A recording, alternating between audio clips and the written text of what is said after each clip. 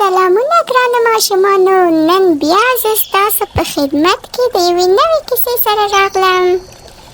د نن کیسه کې زموږ سره کرکټرونه دي بیلا، یو ښکلی پتنګ، او کوکی، یو رښتینی ملګری.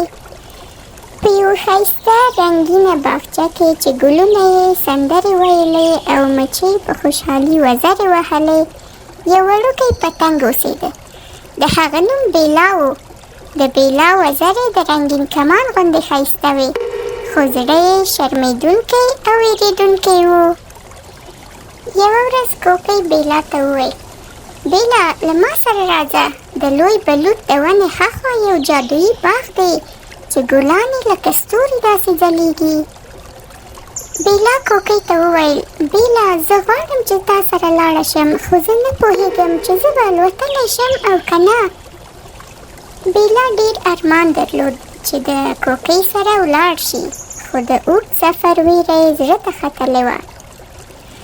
بیلا ژوره ساه واخیسته، وزرې یې وخوځولې او د کوکی پسې یې الوتنه پیل کړه.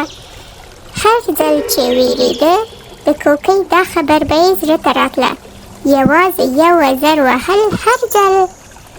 بیلا چې کله د بلوط ونې ته ورسېد، نو یې کوکی ته وویل: زه نشم کولی چې د دې نه پورته والوځم. کوکی بیلا ته وویل: ته اړ نه یې چې پورته والوځې، موږ کولی شو چاپېره لار ومومو. بیلا د کوکی خبره ومنله. بیلا او کوکی ګام په ګام د ونې چاپېره تاو شول او په خوښۍ سره روان شول. کله چې بیلا بلې غاړې ته ورسېد، ډېر حیران شو. د هغې مخې ته یو جادویي باغ و چې ګلونه یې لکه د ستورو ځلېدل. بیلا چې کله دا جادویي باغ ولید، نو ډېر یې خوښ شو. بیلا د خوښۍ نه وخندل، هوا کې تاوېده او لوبې یې کولې، ځکه چې د هغه له زړه نه ډار ختلی و، د زور له کبله نه، بلکې د خوشحالۍ له کبله. د بیلا له زړه نه چې ډار وخوت، نو هغه خپلو ملګرو ته وویل: تاسې اړتیا نه لرئ چې تر ټولو تیز یا تر ټولو قوي واوسئ، یوازې دا مهمه ده چې زړور واوسئ او هڅه وکړئ. له هماغې ورځې وروسته بیلا د باغ تر ټولو زړور او محبوب پتنګ شو. نو په ما ګرانو او خوږو ماشومانو، د نن کیسې نه مو خوند واخیست؟